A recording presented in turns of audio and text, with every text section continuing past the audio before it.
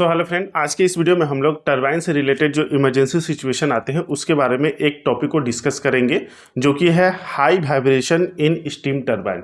यानी कि steam turbine के ऑपरेशन के दौरान जो हाई वाइब्रेशन उत्पन्न होती है तो उसके लिए क्या रीजन होते हैं, क्या इसका हमारे टरबाइन पे इफेक्ट पड़ता है और इसके दौरान हम लोग क्या एक्शन लेते हैं। एज ए डेस्क इंजीनियर क्या एक्शन लिया जाता है। ओके, तो इन सभी के बारे में बात करेंगे। तो देखिए, high vibration in steam turbine. Okay, तो इसका हम लोग कोर्स देखेंगे, क्या इसके रीजन होते हैं, क्या इसका इफेक्ट्स होता है और क्या एक्शन होता है। ओके, हाई वाइब्रेशन हम लोग जानते हैं कि जब भी टरबाइन में आता है तो ये एक बहुत ही क्रिटिकल इशू होता है। ठीक है, अच्छा ये देखिए पेन का जो नोब है जहाँ पर मैं रखूंगा एरो टाइप का आपको दिखेगा, ताकि आपको फोकस करने में आसान हो। ठीक है, कि कहाँ मैं आपको बता रहा हूँ। ओके, तो अगर इसमें हाई वाइब्रेशन आता है तो ऑपरेशनल इशू तो होते हैं, इसकी एफिशिएंसी तो डिक्रीज होगी, साथ में सीवियर डैमेज भी हो सकता है हमारा टरबाइन।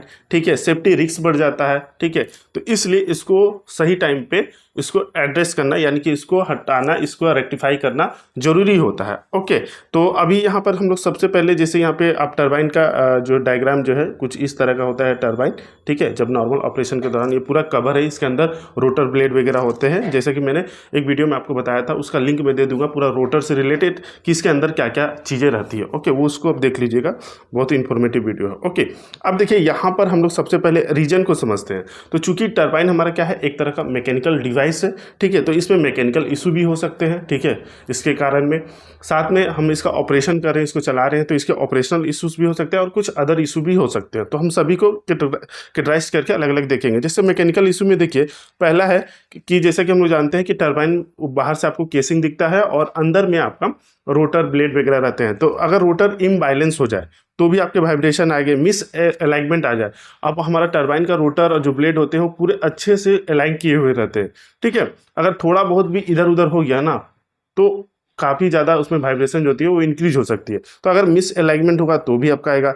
बियरिंग जो इसमें लगे होते हैं, अगर वो वियर हो जाए यानी कि घिस जाए या फेलियर हो जाए तो भी आपका वाइब्रेशन जो होगा वो इंक्रीज करेगा। ठीक है, साथ में ब्लेड अगर इसके जो है वो डैमेज हो जाए, ओके, जो ब्लेड डैमेज हो जाए या लूज हो जाए तो भी वाइब्रेशन इंक्रीज करेगा।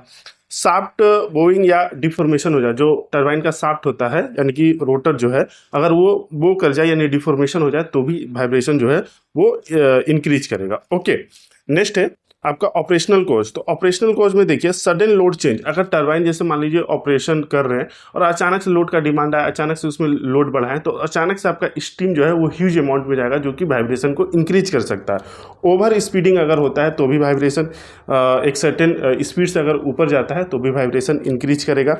नेक्स्ट है स्टीम फ्लो इनस्टेबिलिटी। अगर स्टीम फ्लो अनइवन जाएगा, ठीक है, टर्बुलेंट स्टीम फ्लो करेगा, प्रॉपर पाथ में नहीं जाएगा स्टीम टरबाइन में, तो आपका भी वाइब्रेशन जो है वो इंक्रीज करेगा। ठीक है, तो ये ऑपरेशनल कॉज हो गए। कुछ अदर या एक्सटर्नल कॉजेस भी हो सकते हैं, जैसे हमारा टरबाइन जो फाउंडेशन हो गया, जो स्ट्रक्चरल होते हैं उसमें भी अगर कुछ इशू होता है, जैसे फाउंडेशन वीक हो गया है, ठीक है, कोई एंकर या बोल्ट वगैरह जो है वो लूज हो गए हैं, तो उनके वजह से भी वाइब्रेशन जो होता है वो आ सकता है। ओके, इम्प्रॉपर लुब्रिकेशन, अगर बियरिंग में लुब्रिकेशन इम्प्रॉपर हो रहा है, अच्छे से नहीं हो रहा है, तो उसकी वजह से भी बियरिंग घिसेंगे, जिसके वजह से फ्रिक्शन होगा और ओवर हीटिंग होगा, जिसकी वजह से आपका वाइब्रेशन जो होगा वो इंक्रीज होगा। ठीक है, तो इतने सारे जो होंगे वो इशू हो सकते हैं। इसके अलावा भी अदर जो है वो रीजन हो सकते हैं। ठीक है, यहाँ पे जो मेन इशू है उसको मैंने मेंशन किया है। आपके दिमाग में अगर कुछ आता है तो कमेंट बॉक्स में बता सकते हो। ओके, तो ये रीजन हो गया। अब इसका क्या क्या इफेक्ट पड़ता है उसको देख लेते हैं एक नज़र। तो देखिए, अगर ये वाइब्रेशन इंक्रीज होगा और वाइब्रेशन एक सर्टेन लिमिट के ऊपर जाएगा, ठीक है, वाइब्रेशन तो आते हैं लेकिन उसका एक लिमिट होता है। सपोज जैसे मैंने एक एग्जांपल बताया कि आप जैसे टरबाइन चला रहे हैं, उसका अलार्म वैल्यू जो है वो 5 है और ट्रिपिंग वैल्यू जो है वो 10 है। ठीक है, अलग अलग टरबाइन में अलग अलग हो सकता है, जस्ट फॉर मैं एग्जाम्पल के लिए बता रहा हूँ। तो 5 अगर अलार्म वैल्यू है, अलार्म वैल्यू के आसपास अगर है या उससे नीचे है तो लगभग चलते हैं। ठीक है, लेकिन अलार्म वैल्यू के बहुत ज़्यादा ऊपर या ट्रिपिंग वैल्यू के बहुत ज़्यादा नज़दीक है तो वो एक सीवियर इशू बन सकता है। ठीक है, और उसमें जो है वो ज़्यादा ध्यान देने वाली बात होती है, उसको रेक्टिफाई कराने की ज़रूरत पड़ती है। ठीक है, वरना आपका टरबाइन ट्रिप हो सकता है, कोई सीवियर डैमेज हो सकता है। तो वही क्या क्या इफेक्ट पड़ेंगे अगर हाई वाइब्रेशन होता है तो उसको देखते हैं। तो आपका बियरिंग डैमेज हो सकता है, रोटर डैमेज हो सकता है, ठीक है, ब्लेड फैटिक और फ्रैक्चर हो सकता है।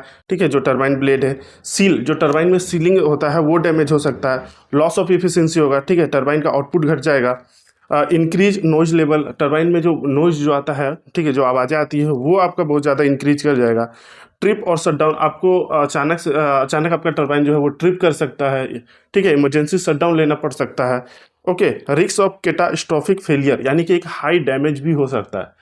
ओके, टरबाइन एक बहुत ही क्रिटिकल इक्विपमेंट होता है और उसमें बहुत ज़्यादा हाई वाइब्रेशन है और फिर भी आप चलाए जा रहे हैं, ठीक है, तो उस केस में आपका टरबाइन में एक सीवियर डैमेज हो सकता है या एक्सप्लोजन तक भी हो सकता है। इसलिए वाइब्रेशन को रेक्टिफाई कराना या उस पर ध्यान देना बहुत ही ज़रूरी हो सकता है, उसको आप बाईपास नहीं कर सकते हो। ओके, नेक्स्ट है कि अब कॉज हो गया, इसका इफेक्ट्स हो गया, अब इसको एक्शन, यानी कि जो हाई वाइब्रेशन हो रहा है इसको हम लोग कैसे एड्रेस कर सकते हैं, कैसे इसको रेक्टिफाई कर सकते हैं, क्या करना चाहिए। तो देखिए, नॉर्मल ऑपरेशन के दौरान अगर थोड़े बहुत वाइब्रेशन है, ठीक है, अलार्म वैल्यू के नीचे है, तो वो तो नॉर्मल, वो तो आपका सजेस्टिव रहता है, जो डिजाइनर होते हैं कि इतना रेंज तक आप चला सकते हैं। ओके, तो मान लीजिए कि अगर नॉर्मल ऑपरेशन के दौरान कुछ वाइब्रेशन आ रहा है और वो वाइब्रेशन आपके ऑपरेशन के दौरान ही ठीक हो सकते हैं, जैसे मान लीजिए आप सडन लोड चेंज किए, उसकी वजह से वाइब्रेशन आ रहा है, तो आप लोड को थोड़ा एडजस्ट करेंगे, आप प्रॉपरली लोड को बढ़ाएंगे, ठीक है, सडनली स्टीम का फ्लो नहीं देंगे, ठीक है, लोड सडनली नहीं बढ़ाना है, ठीक है, प्रॉपर बढ़ाना है, तो वो वाइब्रेशन आपके कंट्रोल में रहेगा।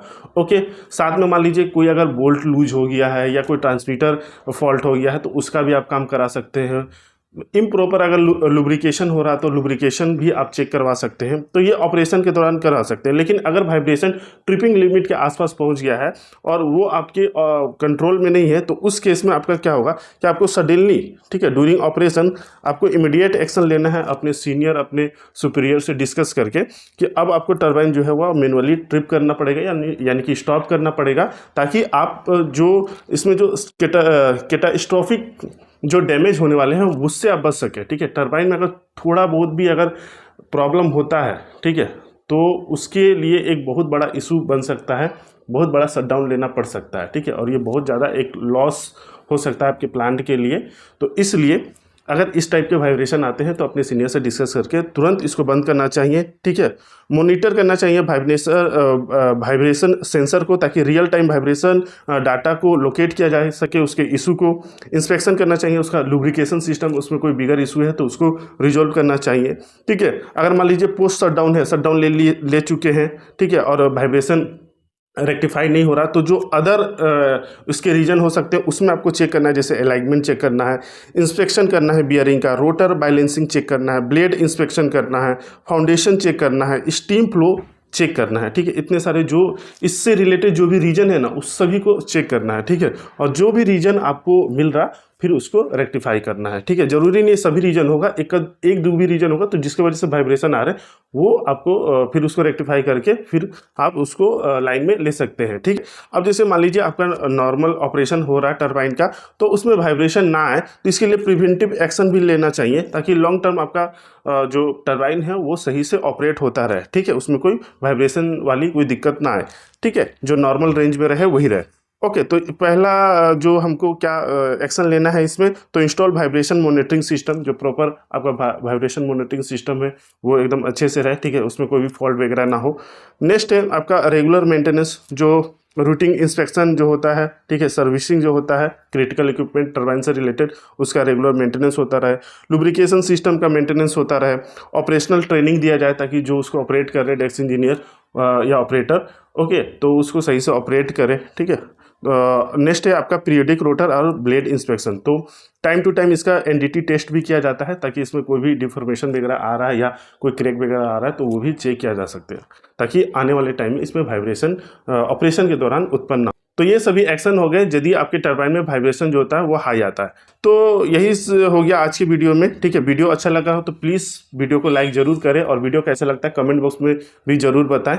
ओके, और आने वाला नेक्स्ट वीडियो में हम लोग नेक्स्ट टरबाइन से रिलेटेड इमरजेंसी सिचुएशन को देखेंगे और उसको कैसे हैंडलिंग कर सकते हैं उसको देखेंगे। ओके, तो चलिए मिलेंगे नेक्स्ट वीडियो में, तब तक के लिए जय हिंद।